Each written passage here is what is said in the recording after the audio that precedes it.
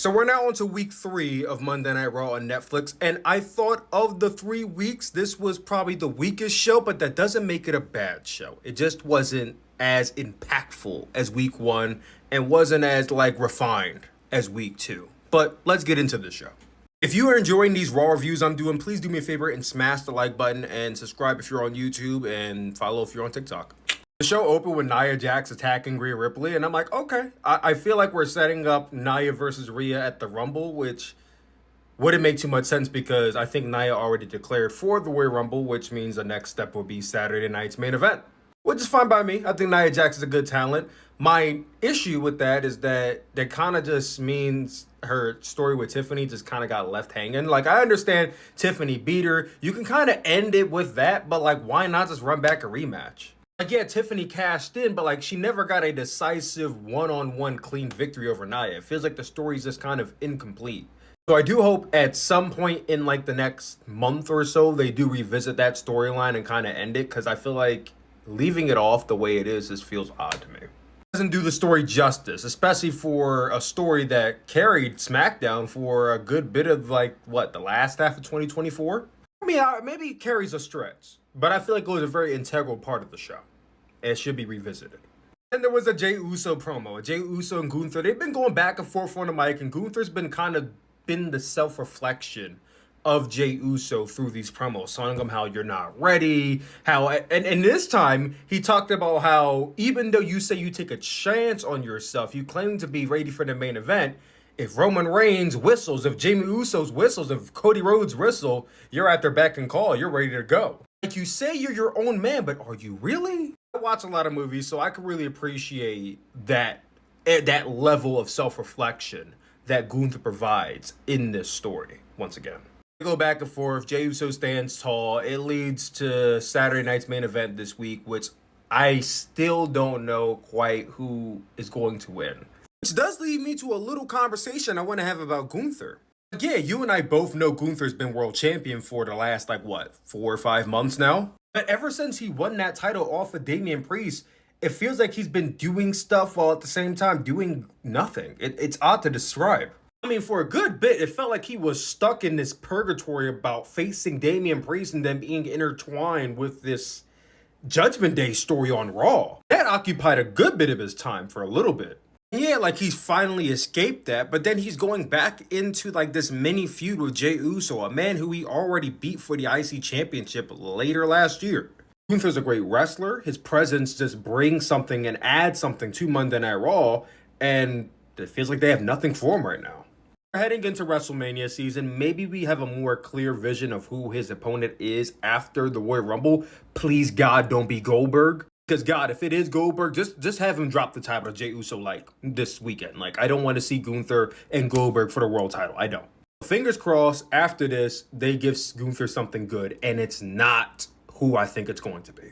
I had JBL in the show, and listen, JBL had this really cool gimmick for the last, few months, where he would just randomly appear at these independent and, TNA shows or whatnot, and he would just not say anything, but just lay out talent. And that's all he would do. And he would just leave. And for months, it had people wondering, what is he going to do? Is he going for, another run? What's going to happen? I didn't really expect us to get answers about what he was doing on other shows on Raw.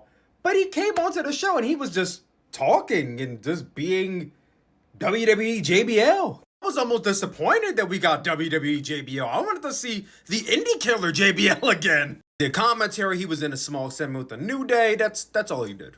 Speaking of the New Day, I don't know what they're doing here. Well, first I thought there was going to be a tag team match, and it turned into Kofi Kingston versus Rey Mysterio, which is fine. And they had a match, which was fine also, and Kofi Kingston lost. Not only did they lose, but they lost from a roll-through pin. Not even a full 619, it was a roll-through pin. These two men were the talk of the town when they turned on Big E last month. They were getting copious amounts of heat every time they appeared on Monday Night Raw. This is the first match they have on TV, and they can't even get the win. And after the match, they beat up Rey Mysterio, and the LWO comes out and saves the day. It's this is the best we got for them. The LWO is the best we got for them. They could have feuded with the LWO and still been together with Big E. If we didn't have a plan for them, why did we turn them? I was a big advocate for them not turning. And that segment that they had with Big E was great. And I said, you know what? You got me. I'm interested to see where this goes. And right now, it's going nowhere. And I'm sure I'm going to get those people, let it play out, Suplex, just let it play out. Okay, let's see how this LWO feud plays out, shall we? Yeah, not moved. Not moved at all. We got a Sami Zayn segment. And as you would guess, he declared himself for the Royal Rumble. Now, do I think he's going to win? No. But interestingly enough, this brought out Kevin Owens. Now, we all know Kevin Owens has a bit of a vengeance with people who teamed with Roman Reigns at Survivor Series, Sami Zayn being one of them. However, he chose to forgive Sami Zayn for teaming with Roman Reigns because in his eyes, well, I did dastardly things to you and you forgave me the same way I see that you basically forgave Roman Reigns. You overlooked that situation, so I see you're a forgiving person. I see how this goes with you and Roman, me and you. I'm willing to overlook it. As a matter of fact, I'll take it a step further. I'm confident you're going to win the Royal Rumble. Basically teasing the possibility of us getting Sami Zayn winning the Rumble, Kevin Owens retaining, and we can get a Sami Zayn, Kevin Owens WrestleMania main event. Personally, I think a Sami Zayn, Kevin Owens WrestleMania main event is several years too late, but I'll buy this idea. I'll buy the idea. I don't want to see it, but I'll buy it. Braun Breaker and Sheamus had to say, okay, listen, bro. Are you going to give Sheamus the title or not? Sheamus done had a bajillion and one different IC title matches and loses every single one of them. I am so sick of these IC title matches with Sheamus. Either give it to him or stop putting him in these matches. Moving on. Nia Jax and Bayley had a match on Raw, and it seems to be that they have both moved over to the Raw brand permanently, which, again, with Nia Jax, I do hope she circles back to Tiffany at some point, but that's fine. Roxanne Perez was in the crowd, pretty much a cursor that she's going to the Raw brand very soon. Her and Bayley had a spicy interaction on the outside, and that was the match. Nia won, it was okay. Ripley came out after the fact and says she wants Nia Jax at Saturday night's main event. The match was made official. Rhea Ripley is going to retain. I'm sure the match will be fine. Happy MLK Day Live by Valkyria. All you get is a backstage segment.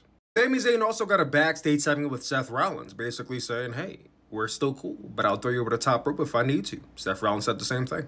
The duality of their relationship being like respectful, but like willing to snap at any moment, I can respect that. I like that. We had Penta versus Pete Dunne on this show. Penta got this new pyro in the back, and his presentation is so awesome. I would have never guessed they would be rolling out the red carpet for Penta the way they are, but I'm happy for him. I hope they keep this momentum going into the Rumble. He's not going to win, but I do hope he's in a match and he makes a good splash. I'm going to say it, maybe Penta versus Braun Breaker isn't a bad match to do at WrestleMania if built up properly. I mean, unless you're going to finally pull the trigger on Sheamus, I say Penta versus Braun Breaker is not a bad match to do at WrestleMania. Logan Paul told me he's coming, and I felt violated. CM Punk violated Hulk Hogan, and we all love that. Damage Control faced Chaos Control, or whatever their name is. Fusion Collective, I think? I don't know. Shayna Baszler, Sonya Deville, Zoe Stark. It was them versus Io and Dakota. Kyrie didn't show up. Asuka didn't show up. The match happened. It existed on the card. That's all I have to say. The main event was Drew McIntyre versus Seth Rollins, which was a really good TV match. It ended with Seth Rollins getting a roll-up victory on Drew McIntyre, which was a bit underwhelming for me, but, that's fine. I do want to talk about the fact that Drew McIntyre has been prominently featured all Monday Night Raw, really since he re-signed with WWE. And going into WrestleMania season, I don't think a lot of people have been talking about this, but I think Drew McIntyre is a great contender for being in like the Final Four, Final Three possibly, even a contender to win the whole thing.